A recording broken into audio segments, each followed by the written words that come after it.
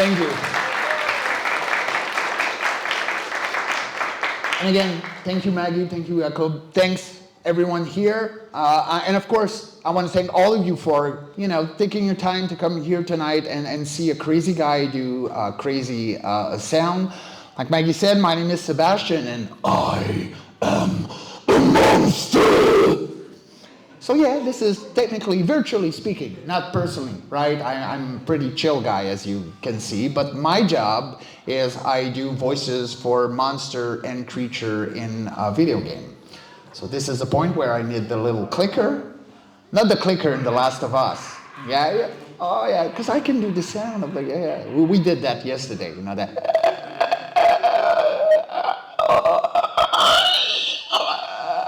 Yeah. Thank you. So just a little bit about me. This is when I used to have long hair a few years ago. I got a haircut. My mom was really happy. She waited 30 years for me to cut my hair. She even came with me at the barbershop. Like, she was that excited for me to have short hair. So I've been a metal vocalist since 1991. Yeah, I'm old. So I started, I was, well, you're old too, buddy. I started at the age of 16, and my band, my metal band today still exists. It's called Necrotic Mutation. We are in pre-production of a new album. We took a long break, 18 years of break, and we came back like recently because, hey, well, once you're into metal, it's hard to get rid of the metal music. So I started to do that in 1991, and then in 1996, around that, I started to learn throat singing. So if you know about Tuvan throat singing,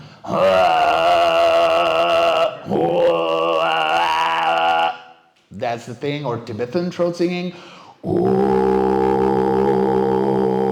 or diphonic singing,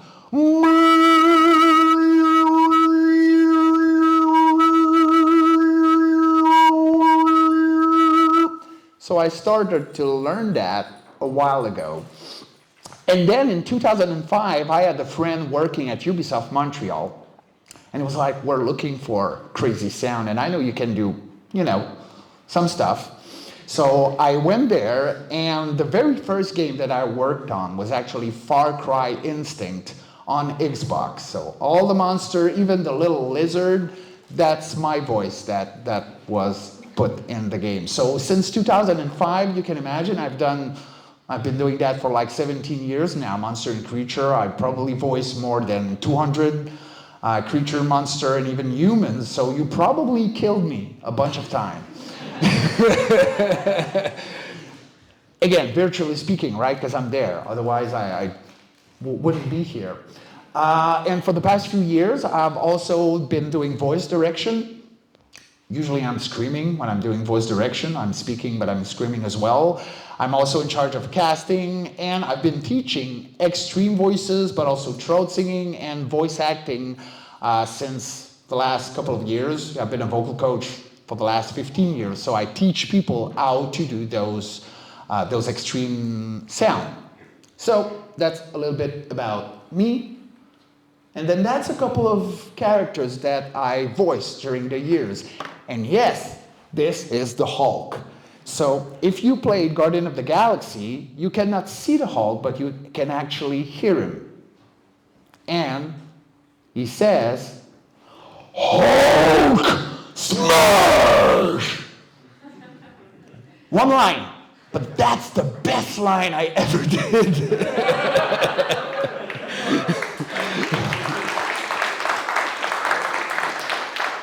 So I did that guy. There's a couple of characters from Prince of Persia, and yes, I did voice the Nemesis in Dead by Daylight. So he actually has one line as well. He says, stars. So one line. So I did that, and again, of course, and you work in the video game industry, non-disclosure agreement, so there's a lot of things I can tell you about the games I'm working on, but I can wait to talk more about them. In a few months, I'll be able to talk about it. And this is the company I created. This is the logo. Actually, it's pretty evil. Like, you have the Earth, and we have a world domination plan, because you can see the tentacles taking over the globe. So I've created the company 4 years ago. It's called the Monster Factory, and we're basically a lot of what I call vocal stunt performers and slash metal vocalists, but also voice actor, voice actress, that are actually really good with vocal distortion. And I explain in a bit why more and more companies use our services instead of using regular voice actors and actresses, because we're really good at screaming. So instead of going in length into describing exactly what we do, I have a little video to show you. All right, so it's better to hear what we do than actually just explain it, right? It's gonna be a little bit easier.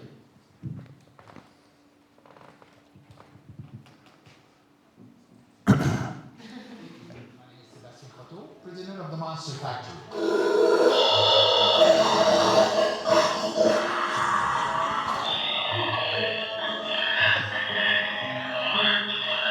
Metal vocalists are truly vocal stunt women and stunt men of voice acting. If you are a video game company or an audio company and you're looking for natural, distorted, or projected voices, we got you covered. Our monster creature voice talent can do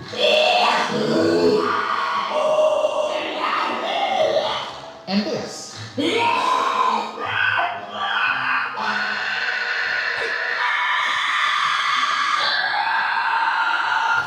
And also,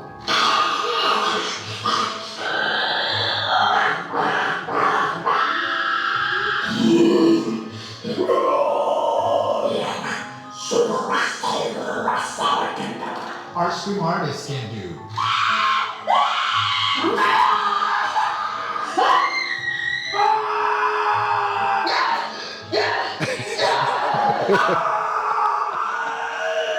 And this.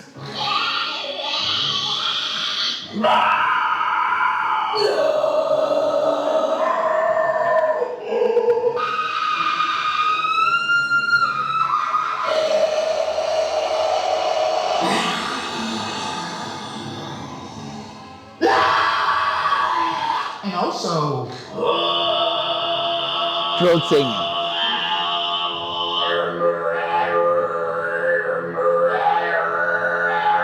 Oh, I almost forgot. We can also do this.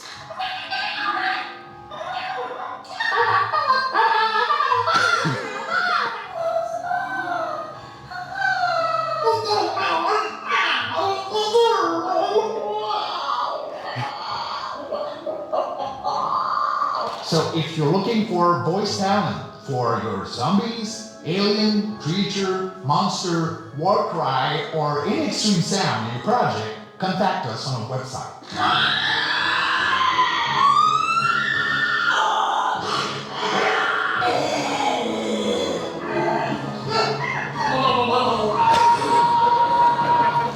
The Monster Factory, extreme voice talent for extreme sounds in movies and video games.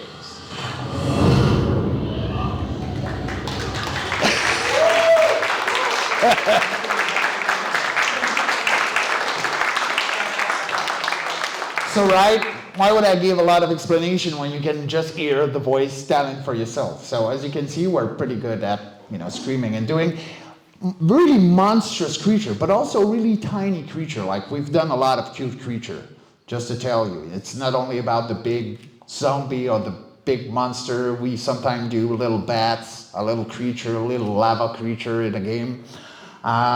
So yeah, it's true. I have to go back to where I was.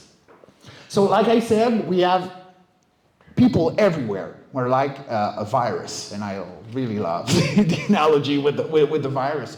So we have 105 metal vocalists, vocal stunt people. We are present in 15 countries. Even here, because we do have an amazing voice talent here. Dalienne Numanova from the metal band Corona Lantern here, and she will be giving the workshop with me afterwards. So stick with us, because we're going to be doing a lot of weird sound later on. And our plan is evil, and we want to dominate the world and send all. Oh shit! I forgot to take that out from the presentation.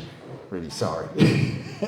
So this is a couple of game project that we worked on during the years. Meet Your Maker from Behavior Interactive in Montreal. This is a new game they released. We did voices in God of War Ragnarok, Gotham Knights, Guardian of the Galaxy. We did some of the voice for the zombie, unfortunately not the clicker. I wish we had done the clicker, but not the clicker. We've done some voices for the zombie in Last of Us, Dungeon and Dragon, Dark Alliance, Doom. There is a metal choir in Doom that was used for the soundtrack, and some of our voice talent worked for that as well. Shadow of the Tomb Raider, we actually did a bunch of creature, and I did play a female characters. So there's a kind of the chief of a tribe, which is a woman, painted in red, and she was speaking in Mayan, saying stuff like, so that was me, I was doing Far Cry 5, well, there's no creature in Far Cry 5, but there's a DLC when you go to Mars and you try to find pieces of your friend that are scattered around the planet, and yes, there's aliens and there's a few creature and monsters, so we did that. Rainbow Six Siege Outbreak, it's a zombie mode, we did the voices for that as well. Resident Evil, we did voices that were mixed in with the wind. So we didn't do any actual voice acting for the game, we just scream and they blend the wind with our scream. So the wind is really scary and in the game. We did a couple of zombies in Dead Rising 4, Dead by Daylight, Resident Evil, the DLC, and we've done like 30-something characters since then in Dead by Daylight. That's the cute things I was talking about, Ancient Danger. This is actually in Dreams on PlayStation. You know, it's more of a family kind of game. So we did little dragons and little characters and creatures in there. Project TL, we've been working on that game, and I can actually talk to you about it, even if it's not released. They've been working on it. It's from NCSoft from Korea. We probably did like 200 creatures up to now in the game. So when this is released, this is going to be the most metal game ever, because it's all metal vocalists in there. I did some voice in Thief, if you play that, from Eidos Montreal, Prince of Persia, and yes, Assassin's Creed 2. So what do you think they ask of me for Assassin's Creed 2? Because there's no creature and monster, right? You know when you use your poison blade to poison people in Assassin's Creed 2? And the person is supposed to be choking on his mucus. That's me. So I did a recording session, a couple of hours, just basically doing this.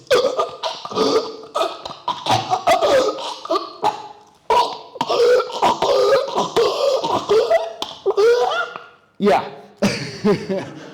People get paid for that. But the thing is, it's harder than it seems, because even if you know you're not choking, your body sometimes thinks you are.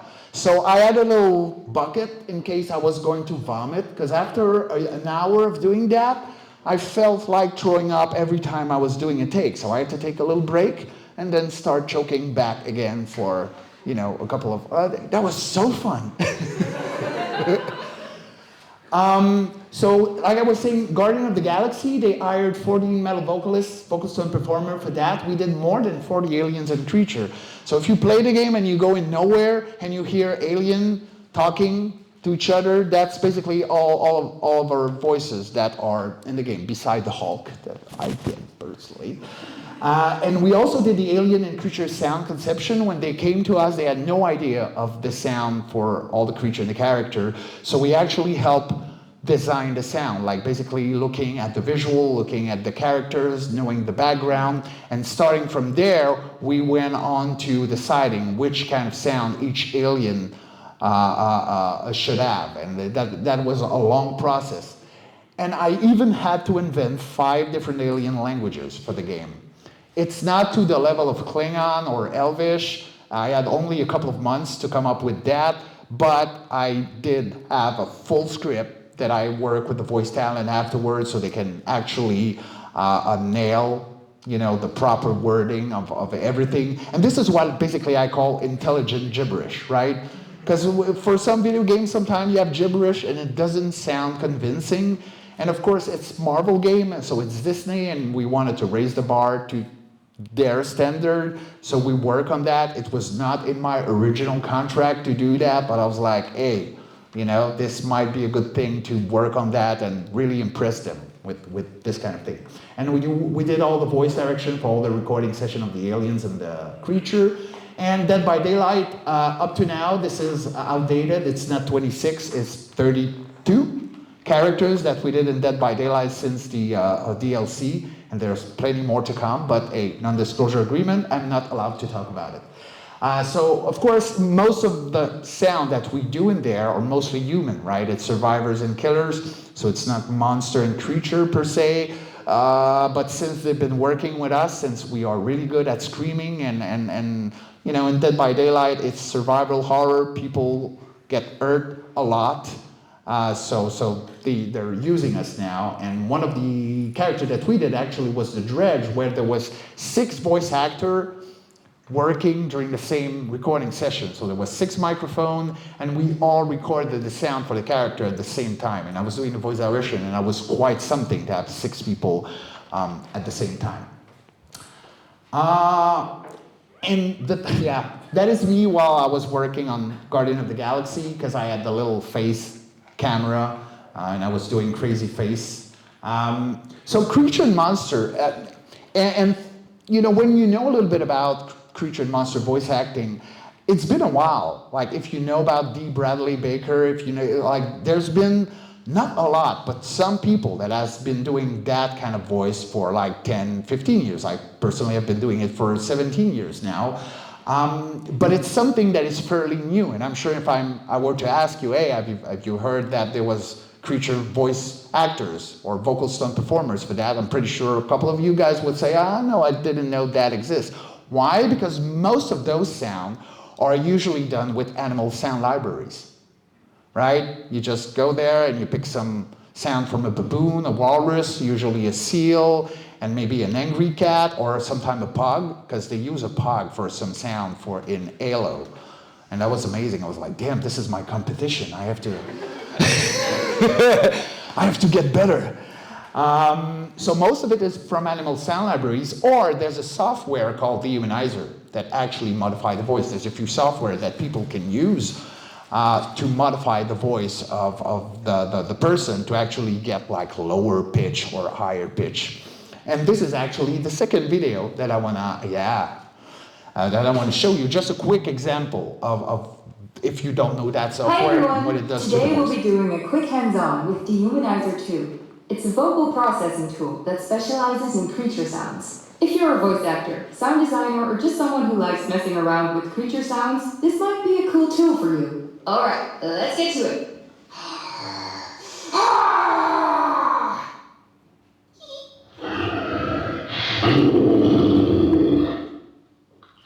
I strike the unjust and smite the unholy. I strike the unjust and smite the unholy. Warning, prepare for emergency evacuation. Warning, prepare for emergency evacuation. Hello, good sir. So very nice to meet you. I will be your robot servant for today. Hello, good sir. So very nice to meet you. I will be your robot servant for today.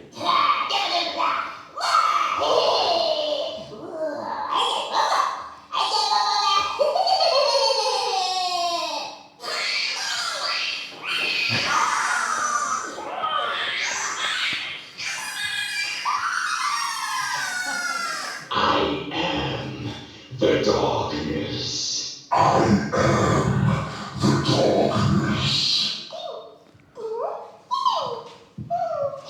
So, of course, there's a few more minutes, but you guys get the idea of what that kind of software can do. The thing is, we don't need that software.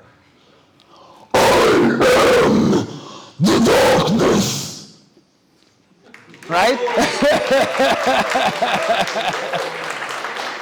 just gonna have to go back a bit here. So that's the thing. At least for that software, there's still a human performance, right? Contrary to animal sound libraries, there's still voice talent doing the work, doing a performance. But yeah, it's still. And I'm sure if you watch any Hollywood blockbusters, you know, the big voice, that's the kind of voice effect you hear in every game, every movie. It's pretty generic by now.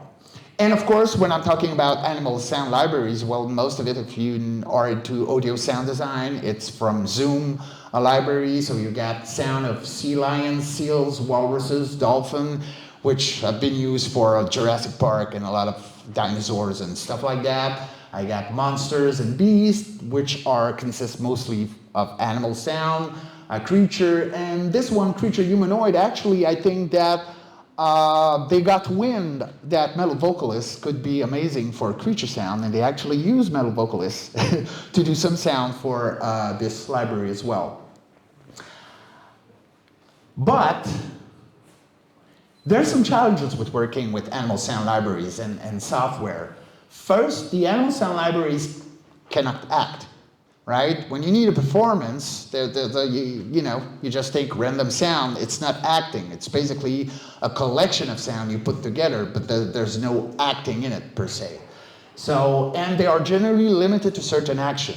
Like you have your death, pain, attack, idle, sometimes jump, a couple of it, but you know, I've been working in games for 17 years now, and sometimes we get as low as 10 action to sometimes 40 action, knockback, and a lot of other things. So usually, it's not all the sound bang that cover all the types of action that you need when you develop the video game.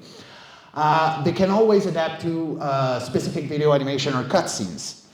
Again, depending on the movement of the character or the creature. Like, let's say you have a baboon or a walrus doing right? It's good for one attack. But let's say the character is doing multiple attack and swing and the timing is different. Well, one of your sound designers will have to work a lot on this to make sure it matches the video animation. Same thing for cutscenes. One of the things is they try to create emotion that are unrelated to the origin of the sound. Because when they actually use animal sound libraries, we never know where the sound that the animals are doing are coming from. And there's always a question of what I call intent. This is what we do in voice acting. We have an intent, we have sadness, we have anger, and we put that intent into the sound. This, we don't know what was the intent of the animals when they were actually doing the sound they are doing in the sound libraries. You know, so it might be coming from a bear scratching his back, or a pig just being happy to be in the mud, or a walrus trying to attract a mate to actually reproduce. We don't know that. And the problem lies in the fact that, for me, it's not true that you can take a bunch of random intent and make another one out of it.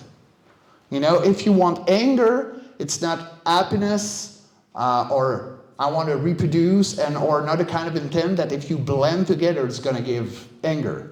For me, that's not how it works. It has to come from intent. And that's basically, for me, one of the problems with working with those animal sound libraries.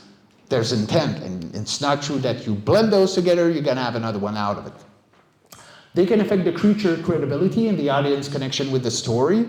Like now when I play video games, as you can imagine, I pay a good amount of attention to creature and monster sound. And when they're too generic, I'm not afraid of the monster. I'm not afraid of the creature. And if I'm not afraid of those, well, you know, the hero doesn't seem like that heroic, right? For me, and that's one of the things that I always say to people, I should have called my company the Hero Factory. Because, you know, hero, what makes a hero, it's what he has to fight against. You know, and if there's monster and creature, if the creature and monster are not epic, the hero doesn't seem that heroic, right? So for me, when the sound, even for monster and creature, are too generic, I'm like, meh, you know. And if you look at memorable sound, I was talking about the clicker earlier, right? Human performance. It's memorable. It's like, and it's not generic at all. And people remember that sound. I know because I was doing it outside a restaurant yesterday, and this gentleman right here heard me and he say, "Oh, I'm going to go to your presentation tomorrow."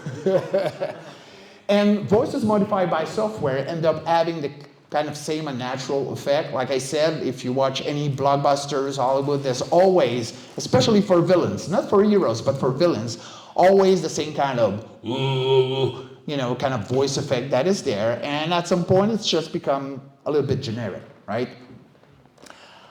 So, professional vocal stunt performers.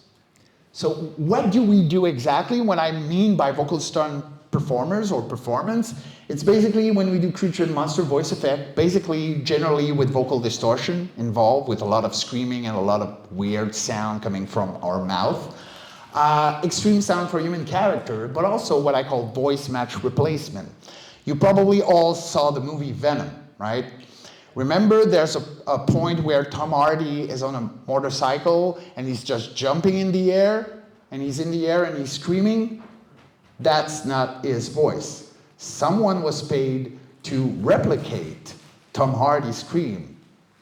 So, and this is a thing called scream artists, and we have a lot of that in the United States. So it's basically just to replace actors who don't want to scream, and they just hire people to scream. So this is basically when I talk about vocal stunt. You know, in movies we have stunt people who replace the actor because it's highly specialized, it's dangerous. Well, in vocal stunt, same thing. For the actors and actresses who don't want to scream, who don't want to, if they don't have the proper training, so we replace them with other people that get paid to scream in their place. I love that.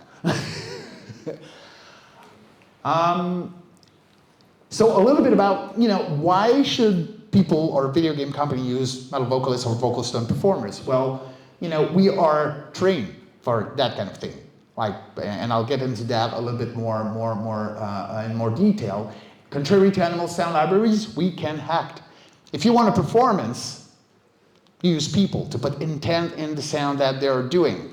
And that's a thing you cannot get out of a bunch of random sound put together. There's no actual performance. And I'm not saying that, there's maybe a few sound designers, they're doing a lot of work, but this is not a performance per se. It's a collection of sound, and you're just trying to randomize and everything and make sure it sounds good, but for me it's not a performance. The sound we are doing are natural, realistic, and organic. They're not modified by any voice effect or any computer software. And more people are looking for those sounds, something organic, something that is, we hear it and it's not like, there's a bunch of computer effect in that, So sometimes it feels a little off now, more than it was a few years ago, because the video game industry now today, they're working to get more and more realistic, so that the players are more immersed in the game, right? You want the players to stay in front of their TV and play your game. Well, you have to make sure that they're immersed in that environment. And I do believe that even for audio plays a huge part in that, but even for creature and monster, it is as important as any other character. And sometimes it's like people work on monster and creature sound at the last minute. They work on everything else and say, okay, we'll just do that. But I do think it's a mistake. And with Guardian of the Galaxy, we started to work on the project 2 years before the release. They actually incorporate us right into the creative process, and that gave so much better result than they expected. We need little or no post-processing. Basically, when we do, as you could hear some of the voice that I did, you don't need to put a lot of voice effect in that. You don't need to spend a lot of time just trying to tweak. Sometimes you can blend animals with our voices. I did an evil goat a couple of years ago, and they actually blended a goat voice with my voice.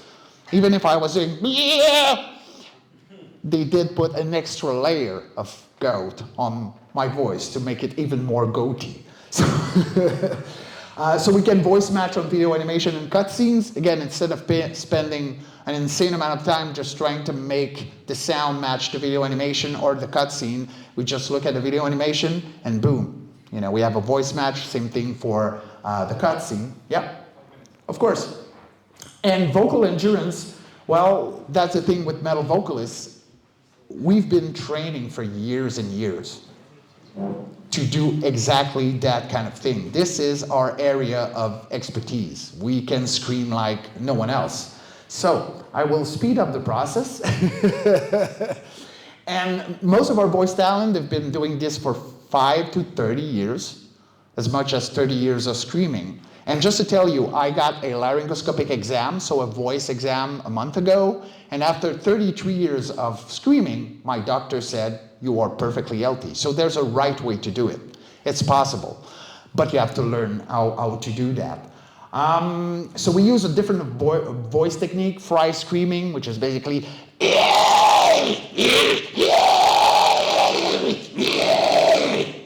right? So it's kind of sound like the zombie in Call of Duty, but way better.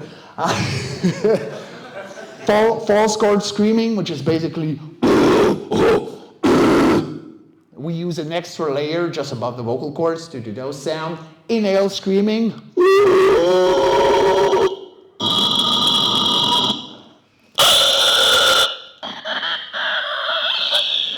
So we can produce vocal distortion by inhaling. Uvula vibration. What's uvula? Right? It sounds sexy, but it's not. Uvula is basically the thing in our mouth that is dangling, right, in the back. But we can actually use that to produce sound. And you all heard that if you watched The Predator. Because if you look at what the voice talent did for the Predator sound, it was something like this.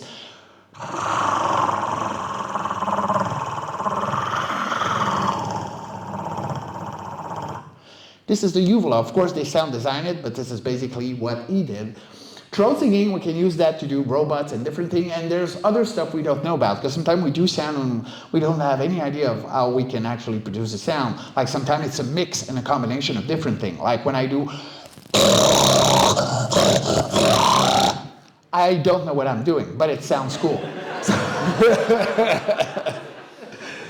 So I don't care about that. I talked about this because I want to speed up, because I tend to talk a lot, as you can see.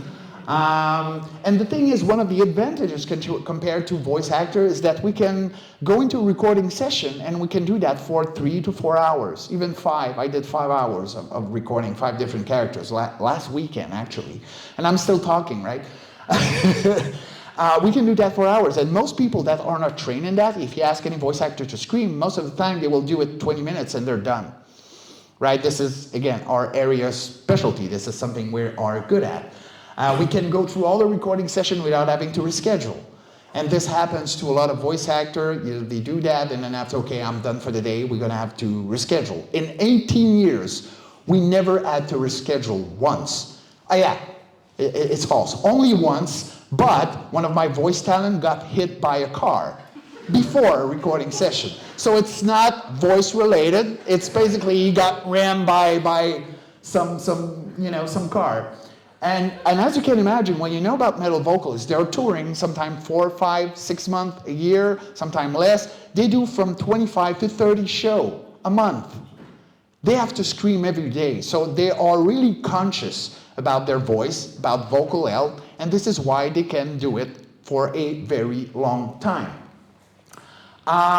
So when I talk about extreme voices, and we can see a picture of Dalian right there. And when I talk about extreme voices, for me, in video games, it's like the Olympic of the voice. You need to be trained for that, and you need to train for years to be able to do that kind of thing. Real quick, challenges of vocal stunt work in extreme sound. I'm going to close, I'm saying, wrap up, shut up, man. We want to drink and get outside. A few months ago, there was actually a lot of voice actor in the States and in Canada talking about vocal stress. And this has been like in a lot of media, even in Europe. So for a lot of voice actors, they do struggle to do those sounds, to do death and zombie, because they're not trained for that. And there was even a survey done in Canada with almost 300 voice actors participating. And they were saying 74% of voice actors did have to do extreme sound in all their recording sessions. 38% said they experienced fatigue while they were actually recording those. 19% said it took a while for them to recover. And even more, like half of them, it took more than 2 days or 3 days to recover. So you can imagine when your job is you're a voice actor and I need to do a recording session today and another one tomorrow and the day after because this is my job. If I'm killing my voice to do that kind of thing, and the day after I have to cancel. It's a problem for them, as you can imagine. And 27% said that basically they were aware of the risk of doing extreme sound, but still they were taking the job because it's money, right? But you can still see that it's a problem for them.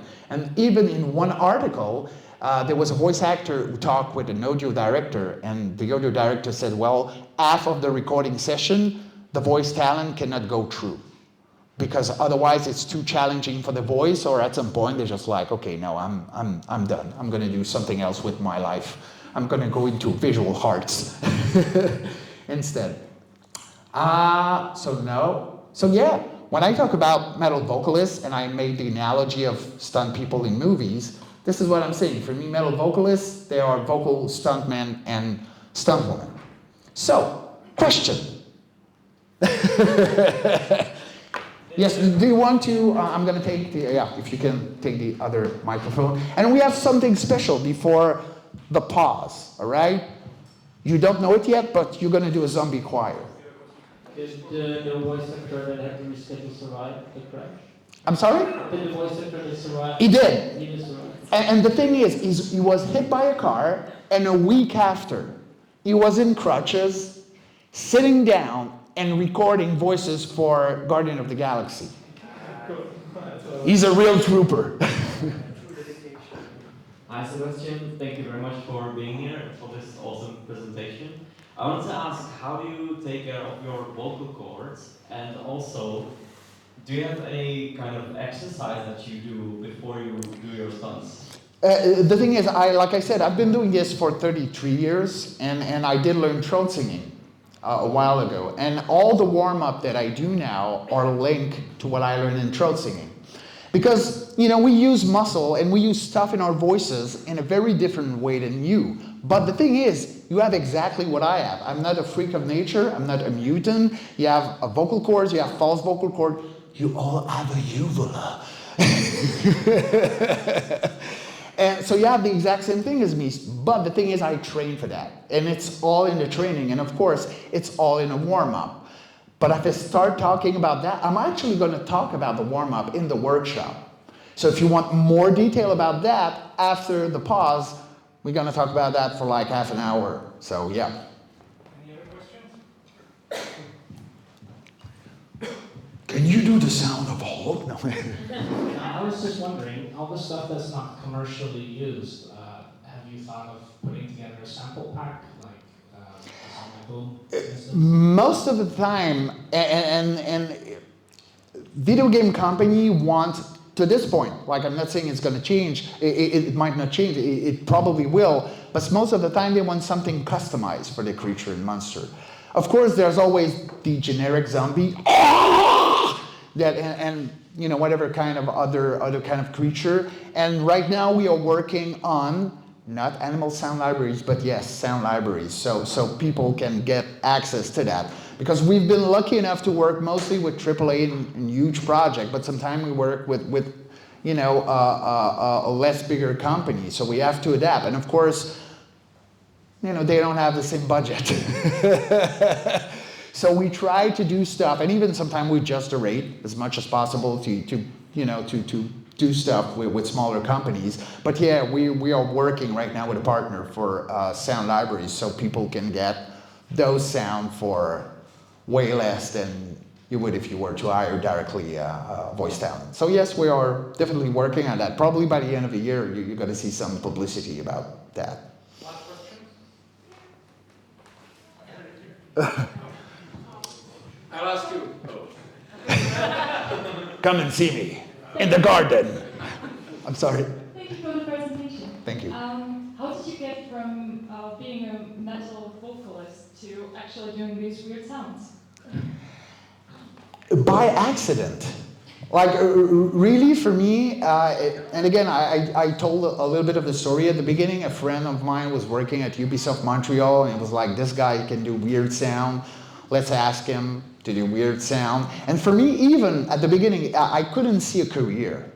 Right now, the Monster Factory, I work full-time. I travel around the world. In a week, I'm going to be in Malmö, Sweden for Nordic Game, giving a conference about Onos and grunts and monsters, and I've been GDC, Gamescom, giving conferences about that. It's really niche what we do, right? As you can imagine, if you never heard of what we do today, now you are, you know exactly. So it's niche. And for me, it took a while to realize that, hey, this is something that maybe we can use our skills that we developed for 5, 10, 20, 30 years.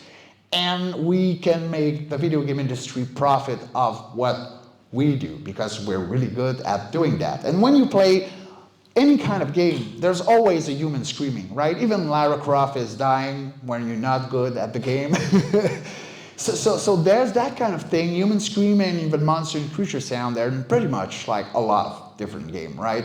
So I was like, this is something that at some point I should, create a company, and this is what we are today. That's why I have a lot of voice talent all around the world, so that if video game company here wants to use voice talent here, well, we have a Italian here that can scream and do incredible sound. Actually, yesterday we were doing the clicker sound together also outside the restaurant.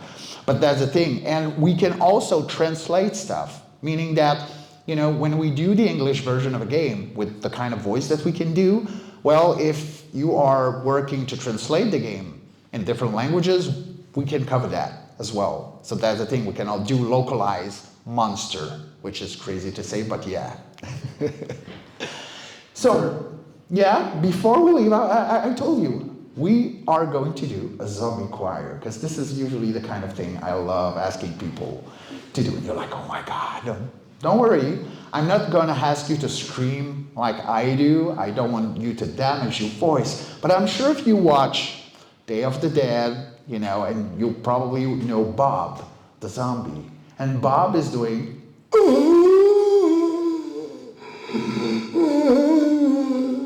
right? So the idea is there are going to be 3 sections of the zombie choir. All right? This, in the middle here, and on this side. Okay, so the idea is this is the first section, second section, third. So you're all going to follow my end sign, because we need to create the feeling of a zombie horde getting bigger. Right? So it's going to start there, and then there, and then there. Just all watch my finger. But the thing is, at some point, you all will see a human, and you're going to get hungry. So when I do this, the Pac-Man sound, right? You're going to start getting a little bit more aggressive. All right? You're going to start gnashing and doing that kind of sound. And after there's nothing left to eat, you're just going to go and try and find another victim. So the choir will start to dim, right? So we'll do this, and then this means this section is lower, this, and this. So you all understand the script? It's like, no, I don't want to do it. I don't want to do it.